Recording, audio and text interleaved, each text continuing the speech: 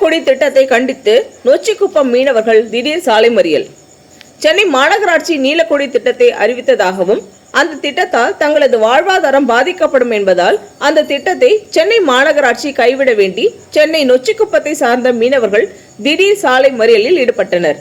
காவல்துறையுடன் நடைபெற்ற பேச்சுவார்த்தையில் உடன்பாடு ஏற்பட்டதால் நொச்சிக்குப்பம் கிராம சபை கூட்டத்தை நடத்தி நீலக்கொடி திட்டத்தை சென்னை மாநகராட்சி கைவிட வேண்டும் மற்றும் காந்தி சாலை முதல் சீனிவாசபுரம் வரை உள்ள கடற்கரையை மீன்பிடி தொழில் பாதுகாப்பு மண்டலமாக அறிவிக்க வேண்டும் உள்ளிட்ட தீர்மானங்கள் நிறைவேற்றப்பட்டன. நடைபெற்ற கூட்டத்திற்கு பின் நொச்சிக்குப்பம் கிராம சபையின் செயலாளர் ஜே கோசுமணி செய்தியாளரை சந்தித்தார். அவருடன் பாரதி, ரூபேஷ்குமார், ஏ ரமேஷ், டில்லிகுமார் ஆகியோர் உடனிருந்தனர். இன்றைக்கு எங்களுடைய நொச்சிக்குப்பம் மீனவ கிராம சபை சார்பாக ஒரு அவசர ஆலோசனை கூட்டம் நடத்தப்பட்டது. இந்த ஆலோசனை கூட்டம் எதுக்காகனா, கடந்த 10 நாட்களுக்கு முன்பு சென்னை மாநகராட்சியினுடைய ஆணையர் குமரகுருபரன் அவர்கள் டைம்ஸ் ஆஃப் இந்தியாவில் ஒரு செய்தி கொடுக்கப்பட்டு அந்த செய்தியை நாங்கள் பார்த்தோம். அந்த செய்தி என்ன சொல்லுதுன்னா, நீலக்கொடி திட்டம் கொண்டு வரப்படுகிறது. இந்த நீலக்கொடி திட்டம் காந்தி சிலையிலிருந்து எங்களுடைய நொச்சிக்குப்பம் கடற்கரை வரையிலும் நீலக்கொடி திட்டத்தை கொண்டு வர போகிறோம் அப்படின்னு சொல்கிறாங்க. அந்த நீலக்கொடி திட்டம் வந்தால் எங்களுடைய மீனவ மக்களுக்கு ஒரு பேராபத்தை உருவாக்கும். ஏன்னா இந்த கடற்கரையை நீலக்கொடியாக மாற்றும் போது நாங்கள் அன்றாடம் கரை தொழில் செய்யக்கூடிய மீனவர்கள், நாங்கள் டெய்லி கடலுக்கு போய் மீன் பிடிச்சிட்டு கரையில் மீன் வியாபாரம் செய்யக்கூடிய மீனவர்கள் இங்கே இருக்கக்கூடிய படகுகளை அப்புறப்படுத்துவோம். இந்த கடற்கரையில் ஒரு ரேம்ப் மாதிரி போட்டு வாக்கிங்க்கும் சைக்கிளிங்கும் கொண்டு போவோம் அப்படின்னு சொல்கிறாங்க. இந்த ரோடை லூப் ரோடை டிராஃபிக் ஃப்ரீ ஜோன் அப்படின்னு சொல்லிட்டு கொண்டு வரேன்னு சொல்கிறாங்க. அது மட்டும் இல்லாமல் அவங்க இங்கே பார்க்கிங் வசதி கொண்ட 1 மணி நேரத்துக்கு 100 ரூபாய் கட்டணம் வசூலிப்பேன்னு சொல்கிறாங்க. அப்போ இப்படி எல்லாம் சொல்கிறத பார்த்தா எங்களுடைய கடற்கரையை அவங்க அபகரிக்கிறதுக்கான ஒரு முயற்சி நடக்குது. எங்களுடைய பைப்பர் படகுகளை இங்கேருந்து அப்புறப்படுத்துவதற்கான ஒரு முயற்சி நடக்குதுன்னு நாங்கள் நினைக்கிறோம். அதனுடைய அடிப்படையில் ஒரு கண்டன தீர்மானத்தை சென்னை மாநகராட்சிக்கு நாங்கள் தீர்மானமாக கொண்டு வந்திருக்கோம். இந்த திட்டத்தை உடனடியாக சென்னை மாநகராட்சி கைவிட வேண்டும் அப்படிங்கிறது ஒன்று. ரெண்டாவது நாங்கள் இங்கே என்னன்னா, இந்த கடற்கரையை காந்தி சிலையிலிருந்து சீனிவாசபுரம் முறையில் இருக்கக்கூடிய இந்த பகுதியை நொச்சி மீன்பிடி பாதுகாப்பு மண்டலமாக அறிவிக்கணும் அப்படின்றத நாங்கள் கொண்டு வர சொல்கிறோம் அரசுக்கிட்ட. ஏன்னா ஒரு பாதுகாப்பு மண்டலம் அமைச்சாதான் இப்போ எப்படி விவசாயிகளுக்கு விவசாய பாதுகாப்பு மண்டலம் அமைக்கிறாங்களோ அதே மாதிரி ஒரு மீன்பிடி பாதுகாப்பு மண்டலம் கொண்டு வந்தால் எங்களுக்கு இந்த மாதிரியான பிரச்சனைகள் வந்தால் அது எங்களுக்கு பாதுகாக்கிறதுக்கு ஒரு வழியாக இருக்குங்கிறதுனால இந்த பகுதியை மீன்பிடி பாதுகாப்பு மண்டலமாக, கடற்கரை பாதுகாப்பு மண்டலமாக மாற்றணும் அப்படிங்கிறத நாங்கள் கோரிக்கையாக வச்சுருக்கோம். இந்த கோரிக்கைகளை உடனடியாக அரசு நிறைவேற்றணும். அப்படி நிறைவேற்றுவதற்கு முயற்சி எடுக்கலைன்னா நாங்கள் ஒரு பெரிய போராட்டத்தை நடத்தக்கூடிய அளவுக்கு கொண்டு போவோம். ஏற்கனவே எங்களுக்கு வீடுகள் பிரச்சனைகள் இருக்குது, இந்த மீன் மார்க்கெட்டில் பிரச்சனை இருக்குது, பல்வேறு பிரச்சனைகளுக்கு நாங்கள் போராடி கடந்த ஆண்டு கிட்டத்தட்ட எங்களை சிறைக்கு ஒரு 20 நாட்கள் நாங்கள் சிறைக்கு போகக்கூடிய அளவுக்கு நிலைமை மாறி இருக்குது. இந்த ஒரு ஆண்டுகள் எதுவுமே பிரச்சனை இல்லாமல் இருக்குதுன்னு பார்த்தாக்கா மீண்டும் அடுத்த பிரச்சனையை கொண்டு எங்களை போராட்டத்து களத்துக்கு இந்த அரசாங்கம் தூண்டுகிறது. குறிப்பாக சென்னை மாநகராட்சி தூண்டுகிறது. இந்த நீலக்கொடி திட்டங்கிறது நம்மளை மாதிரியான கடற்கரைக்கு ஒத்து வராது. ஏன்னா அது உலக பணக்கார நாடுகளுக்கு வேணால் சரியாக இருக்கும். பணக்காரர்கள் அவங்க கடற்கரையில் மீன் பிடிக்க போகிறவங்க அவங்க தனிப்பட்ட நபர்களாக கப்பல்களில் போய் மீன் பிடிப்பாங்க. அவங்க மீனை கரையில் கூட வியாபாரம் செய்யக்கூடிய சூழல் கிடையாது. ஆனால் நம்முடைய தமிழ்நாட்டு கடற்கரையில் அப்படி கிடையாது. தமிழகம் முழுவதும் இருக்கக்கூடிய 14 கடற்கரை மாவட்டங்கள்லையும் நாங்கள் அன்றாட கடலுக்கு போய் மீன் பிடிச்சி அதை கரையில் விற்று காசாக்கி வாழ்க்கையை நகர்த்தக்கூடிய ஒரு சமூகம். இந்த சமூகம் சொபஸ்டிகேட்டடாக இந்த கடற்கரையை மாற்றி பெரும் பணக்காரர்களுக்கோ அல்லது கார்பரேட் கம்பெனி நினைக்கிறதுக்காகவோ அவங்க இங்கே சொபஸ்டிகேட்டடாக மாற்றுறதுக்கு முயற்சி பண்ணுறாங்க. இங்கே இந்த கடற்கரையில் இந்த மணலில் குடில்கள் அமைக்க போகிறாங்க. இங்கே பெரிய பெரிய டவரில் கொண்டு வர போகிறாங்க. இங்கே லைட்டை 360 டிகிரியில் சொல்லக்கூடிய லைட்டு கொண்டு வர போகிறாங்க. சிசிடிவி கேமரா கொண்டு வர போகிறாங்க. நடைமுறை இங்கே நடக்கிறதுக்கான வழிகளை செய்ய போகிறாங்க. அப்படி செய்தால் இந்த படகும் இங்கே இருக்காது, இந்த வலைகளும் இருக்காது, நாங்களும் இங்கே இல்லாமல் போயிடுவோம். இது நாங்கள் ஒரு 500 ஆண்டுகளுக்கு மேலே இந்த நொச்சிக்குப்பம் பகுதியில் எங்களுடைய மீனவ மக்கள் வாழ்ந்துகிட்டு இருக்காங்க. இவங்களை எங்களை அப்புறப்படுத்துவதற்கு ஒரு முயற்சியோ அல்லது சதியோன்னு நாங்கள் நினைக்கிறோம். அதனால் அரசு உடனடியாக தமிழக அரசுக்கு தெரியுமான்னு தெரியாது. ஏன்னா சென்னை மாநகராட்சி தான் கொண்டு வர மாதிரியே சொல்லிக்கிட்டு இருக்காங்க. டெண்டர் கூட கோரப்பட்டுதான் தெரியல, ஆனால் கோரப்பட்டதுன்னு சொல்கிறாங்க. கவுன்சிலர்களை கேட்டாங்க இப்படி ஒரு டெண்டரே கொண்டு வரப்படலைன்னு சொல்கிறாங்க. அப்போ யார் சொல்வது போய்? சென்னை மாநகராட்சி கமிஷனர் சொல்வது பொய்யா?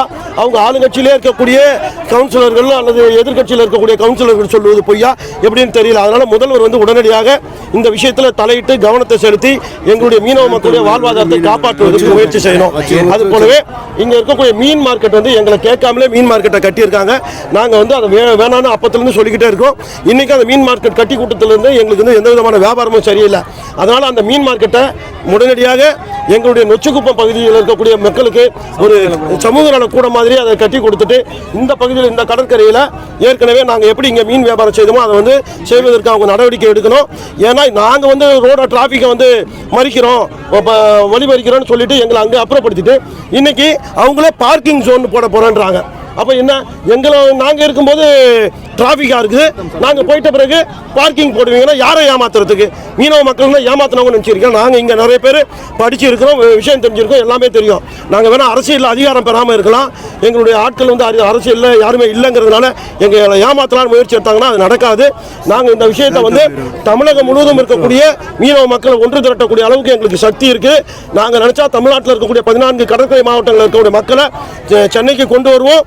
மெரினாவில் வந்துட்டு இதுவரையிலும் போராட்டம் நடக்காமல் இருக்குது. ஜல்லிக்கட்டுக்கு பிறகு நாங்கள் இன்னொரு முறை ஜல்லிக்கட்டு போராட்டத்தை உருவாக்குவதற்கு இந்த அரசு கொண்டு வந்துடக்கூடாதுன்னு நாங்கள் நினைக்கிறோம். நாங்கள் நினச்சா கடல் மார்க்கமாகவே 14 கடற்கரை மாவட்டங்களில் இருக்கிற மீனவர்களை மெரினா கடற்கரைக்குள்ள கொண்டு வந்து பெரிய போராட்டமாக மாற்றுவோம். எங்களால் மாற்ற முடியும், அதுக்கான சக்தி எங்ககிட்ட இருக்குது. ஆனால் நாங்கள் என்ன நினைக்கிறோன்னா எங்களுக்கு போராட்ட வாழ்க்கையில் எங்களை பீஸ்ஃபுல்லாக வாழ விடுங்க. நாங்கள் கடற்கரையில் அன்றாடம் போய் தொழில் செய்து உயிரை பணைய வச்சு மீன் கொண்டு வந்து இங்கே இருக்கக்கூடிய மக்களுக்கு சத்துள்ள ஒரு உணவை கொடுத்துட்டு இருக்கோம்.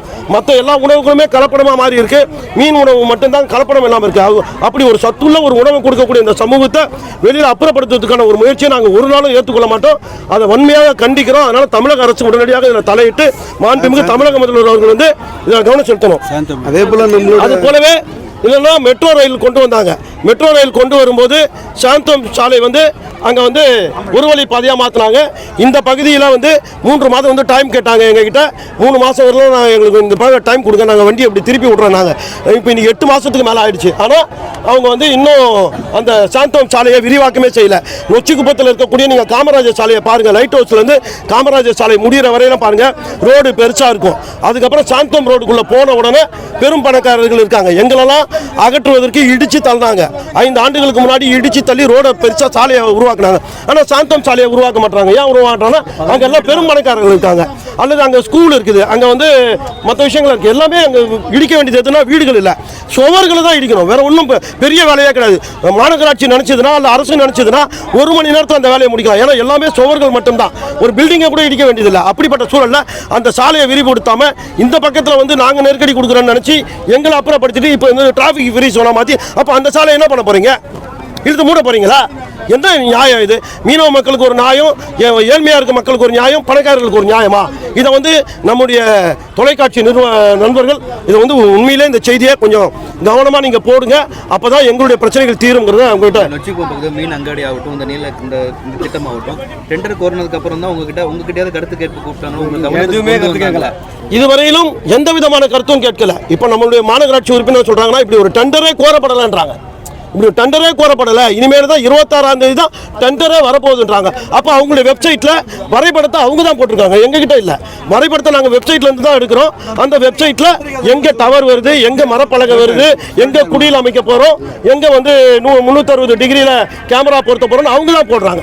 அதை பார்த்துட்ட பிறகு தான் நாங்கள் வந்து இது பண்ணுறோம். அதை பார்த்தது மட்டும் இல்லாமல் டைம்ஸ் ஆஃப் இந்தியாவில் நம்முடைய குமரகுருபரன் அவர்கள் சென்னை மாநகராட்சி ஆணையர் அனௌன்ஸ் பண்ணுறாரு. அப்போ இதையெல்லாம் கேட்டுட்டு தான் பண்ணுறோம். அப்போ எங்களை அகற்றுவதற்கு ஒரு முயற்சி நடக்குது, ஒரு சதி நடக்குதுன்னு நாங்கள் நினைக்கிறோம். அதனால் நீங்கள் வந்து நாங்கள் ஒரு சத்துள்ள உணவு கொடுக்கக்கூடிய, ஏன்னா சென்னையில் இருக்கக்கூடிய மக்கள் வந்து முழுமையாக மீன் கொடுக்கக்கூடிய ஒரு சமூகம் நாங்கள். ஏன்னா நாங்கள் பிடிக்கிற மீனை சென்னையில் இருக்கக்கூடிய மக்களுக்கு பத்தலை, இன்னும் பிடிக்க வேண்டியிருக்கு. அப்போ தான் பிடிச்சாதான் எல்லா மக்களுக்குமே இன்றைக்கி மீன் கொடுக்க முடியும். அப்படிப்பட்ட அரசே சொல்லுது, அதை இன்னும் கூட மீனை பிடிச்சி நிறைய கொடுங்கன்னு சொல்லுது. அப்படி இருக்கும்போது எங்களை கடலை விட்டு துரத்துறதுக்கு ஒரு முயற்சி நடக்குதுங்கிறத நாங்கள் பார்க்குறோம். தீர்மானம் கொடுத்து கமிஷனை சந்திக்க வாய்ப்பு இருக்கா? ஆமாம், இப்போ நாங்கள் வந்து இங்கே ஒரு கூட்டத்தை போட்டோம். இந்த கூட்டத்தை போட்ட பிறகு எங்களுடைய நண்பர்கள் வந்து உடனடியாக ஒரு சாலை மறியலை செய்யணும்னு சொன்னாங்க. நாங்கள் உடனடியாக ஒரு சாலை மறியல் நினச்சி தொடர்ந்து ஒரு தொடர் சாலை மறியலுக்கு உட்காருவதற்காக உட்கார்ந்தோம். கிட்டத்தட்ட ஒரு 1 மணி நேரத்துக்கு மேலே உட்கார்ந்தோம். நம்முடைய காவல்துறையினுடைய துணை ஆணையர் வந்து அவர் வந்து எங்களோட பேச்சுவார்த்தை நடத்தி இந்த மாதிரி வந்து உங்களுடைய கோரிக்கை நியாயமானது, நீலக்கொடி வந்தால் உண்மையில் உங்களுக்கு பாதிக்கும், அதனால் வந்து உங்களுடைய குரல் உங்களுடைய இது புரியுது எனக்கு, அதனால் நான் சென்னை மாநகராட்சிக்கிட்ட பேசுகிறேன்னு சொல்லிட்டு அவர் சென்னை மாநகராட்சி கமிஷனர்கிட்ட அவங்க பிஏ கிட்டே யார்கிட்டயே பேசின உடனே அவர் வந்து உடல்நல சரியில்லாமல் இருக்காரு. குமரகுருபரன் அவர்கள் வந்து உடல்நல சரியில்லாமல் இருக்காரு. 26ஆம் தேதி மாலை 4 மணிக்கு எங்களை நேரில் சந்திப்பதற்கு அப்பாயின்மெண்ட் கொடுத்துருக்காரு. இப்போ நீங்கள் தீர்மானம் போட்டிருக்கீங்களே, மாநகராட்சி கமிஷனர் சந்திச்சு கொடுக்க போறீங்க. இது சம்பந்தமா மீன்வளத்துறை அமைச்சரை பார்ப்பீங்களா, தமிழக முதல்வர் பார்க்கறதுக்கு ஏதாவது கேட்பீங்களா? அதான் நாங்கள் வந்து என்ன முடிவு எடுத்திருக்கிறோன்னா, இன்னைக்கு சென்னை மாநகர கமிஷனரை 26ஆம் தேதி பார்த்த பிறகு நாங்கள் வந்து ஒரு போராட்ட குழுவை ஒன்று அமைத்திருக்கோம். எங்கள் ஊருக்குள்ளேயே இருக்கக்கூடிய பல்வேறு எல்லா கட்சிகள்லேயும் இருக்கிறோம், மீனவர் இயக்கங்கள் இருக்குது, இதெல்லாம் சேர்ந்து ஒரு போராட்ட குழுவை ஒன்று உருவாக்குறோம். அந்த போராட்ட குழு தமிழகத்தில் இருக்கக்கூடிய அனைத்து அரசியல் கட்சி தலைவர்களையும் பார்ப்பது. அதாவது முதல்வர் வாய்ப்பு கிடைச்சா எங்களுக்கு முதல்வரையே சந்திப்பதற்கு எங்களுக்கு நேரம் கிடைக்குமானால் நாங்கள் முதல்வரையே சந்திப்போம். முதல்வரை சந்திக்க முடியலன்னா துணை முதல்வரை நாங்கள் எங்களுடைய சோர்ஸில் வச்சு நாங்கள் துணை முதல்வரை சந்திப்போம். அதே மாதிரி எதிர்க்கட்சி தலைவராக இருக்கக்கூடிய எடப்பாடி அவர்களை பார்ப்போம். அதே மாதிரி வந்து இடதுசாரிகள் கட்சியினுடைய தலைவர்களை பார்ப்போம், நாம் தமிழர் கட்சியை பார்ப்போம், விடுதலை சிறுத்தைகள் கட்சிகளை பார்ப்போம். வாய்ப்பு இருந்தால் எங்களுக்கு விஜயையும் நாங்கள் தாவேக்காவினுடைய விஜயையும் பார்க்கறதுக்கான முயற்சிகள் எடுப்போம். இது வந்து ஒரு பெரிய போராட்டமாக மாற்றுவோம். ஏன்னா ஏற்கனவே நாங்கள் இந்த மாதிரியான போராட்டங்களை நடத்தி வெற்றி பெற்றிருக்கோம். இன்னும் ஒரு முறை அரசு வந்து எங்களோட சண்டையை கொண்டு வரக்கூடாதுங்கிறது தான் நாங்கள் நினைக்கிறோம். அவங்க சண்டையை கொண்டு வரதுக்குன்னா நாங்கள் சண்டைக்கு நாங்களும் ரெடியாகவே தான் இருக்கிறோம். ஒன்றும் பிரச்சனையே கிடையாது. நாங்கள் வந்து அவங்க சிறைக்கு அனுப்புகிறாங்கன்னா நாங்கள் சிறைக்கு போகிறதுக்கு நாங்களும் தயாராக இருக்கோம். ஏன்னா எங்களுடைய மக்களுடைய உரிமையை காக்கிறதுக்கு நாங்கள் சிறைக்கு போகிறது ஒன்றும் தப்பு இல்லை. அவங்க வந்து ஏற்கனவே எங்களை திட்டமிட்டு சிறைக்கு அனுப்பியிருக்காங்க. ஒரு முறை இன்னொரு முறை அனுப்புறதுக்கு அவங்க முயற்சி எடுத்தாங்கன்னா அதையும் நாங்கள் சந்திக்கிறதுக்கு தயாராக தான் இருக்கோம். இந்த கூட்டத்தில் பெண்கள் வந்து பல கோரிக்கைகளை வச்சாங்க. என்ன மாதிரியான கோரிக்கை வச்சாங்க? அவங்க வந்து இந்த மீன் மார்க்கெட் சம்பந்தமான கோரிக்கைகள் வச்சாங்க. அந்த மீன் மார்க்கெட் வந்து எங்களை கேட்காமலே மீன் மார்க்கெட்டை வந்து கட்டி கொடுத்துருக்காங்க. அந்த மீன் மார்க்கெட்டில் அதாவது ஒரு மீன் வியாபாரம் செய்யக்கூடிய அளவுக்கு அது கட்டுமான பணியாக இல்லை. மீன் வியாபாரம் செய்யணும்னா அந்த மீனுடைய உட்கார்க்க முறையே வந்து கொஞ்சம் சரியாக இருக்கணும். ஒருத்தரை பார்த்துட்டு ஒருத்தர் பார்க்க முடியாமல், இப்போ உதாரணத்துக்கு பார்த்தீங்கன்னா இப்படி ஒரு இருக்குது, இப்படி ஒன்று இருக்குது. ஸோ இங்கே வந்து ஒரு லைனுக்குள்ளே நுழையும் போது 2 பகுதியும் பார்க்குற மாதிரி கட்டி கொடுத்துருந்தாங்கன்னா அது கொஞ்சம் சரியாக இருக்கும். அவங்க வந்து முதல்ல வடிவில் பண்ணியிருக்காங்க. எல்லாமே பாவம்னா ஒருத்தர் வந்து இந்த ஃப்ரண்ட் ரோவையே பார்த்துட்டு அங்கேயே வாங்கிட்டு போய்ட்டுறாங்க. அப்போ 5 ரோ இருக்குது. அப்போ 5 ரோவில் இருக்கவங்க கடைசி ரோலையோ அதுக்கு முன்னாடி இருக்கிற ரோலையோ அவங்களால மீன் வியாபாரம் செய்ய முடியல. இது என்ன பிரச்சனைனா, மீன் வந்து நாளைக்கு வச்சிருந்துட்டு திருப்பி வீட்டுக்கு எடுத்துகிட்டு போய் வச்சுட்டு வந்துட்டு மறுநாள் விற்றுக்கலாம்லாம் விற்க முடியாது. ஏன்னா நம்மளே கடலில் வந்து ஒரு நாள் 2 நாள் நம்ம வந்து இருந்து பிடிச்சிட்டு வரோம். அதற்கப்புறம் இங்கே ஐஸ் வைக்கணும்னா அது மீன் அழுகிட்டால் மக்கள் வந்து வாங்க மாட்டாங்க. அதை கீழே வந்து குப்பை தொட்டிக்கு போக வேண்டிய சூழல் இருக்கும். அப்போ காசு கொடுத்து மீன் வாங்கி விற்பனை செய்யக்கூடியவங்க ஒவ்வொரு நாளும் நஷ்டம் ஏற்படுது. அதனால் இந்த மீன் மார்க்கெட் எங்களுக்கு வேண்டாம். எங்களுக்கு வந்து நம்ம பழையபடி எங்கே இருந்தோமோ அங்கேயே அந்த மீன் மார்க்கெட்டை கட்டி கொடுக்கட்டும் இந்த கடற்கரையில். இப்போ வந்து நீங்கள் வந்து சொல்கிறீங்க நீலக்குடி வந்து நீங்கள் இங்கே வந்து மரப்பலகை போடுவீங்க, மற்ற எல்லாம் போடுவீங்கன்னா ஏன் எங்களுடைய கடைகள் மட்டும் போடக்கூடாது? நாங்கள் மணலில் எங்களுக்கு மட்டும் கடை போடுறதுக்கு ஏன் அனுமதி இல்லை? அப்போ எங்களுக்கு அந்த கடற்கரையில் கடையை கட்டி கொடுங்க. அந்த இடத்த வந்து எங்களுக்கு நாங்கள் வந்து ஒரு பெரிய மீனவ கிராமம், இங்கே பக்கத்தில் சீனிவாசபுரம் வந்து கிட்டத்தட்ட 50,000 1 லட்சம் மக்கள் இங்கே வசிக்கிறாங்க. இங்கே இருக்கக்கூடியவங்க ஏதாவது கல்யாணம் காட்சி அல்லது பிறந்த நாள் ஏதாவது கொண்டாடணும், நிச்சயதார்த்தம் பண்ணணும், அந்த மாதிரி இப்போ ஏதாவது பண்ணணும்னா இடம் இல்லை. 1 லட்சம் 2 லட்சம்னு சொல்லிட்டு நாங்கள் மண்டபம் பிடிக்க முடியல. அதனால் எங்களுக்காக ஒரு மீன் இது ஒரு சமுதாய நலம் கூட கட்டி கொடுக்கணும் அப்படிங்கிற கோரிக்கை தான் அவங்க வச்சாங்க. அதையும் நாங்கள் தீர்மானமாக கொண்டு வந்திருக்கோம். அந்த மீன் மார்க்கெட்டை சமுதாய நலக்கூடமா மாற்ற சொல்லிட்டாங்க.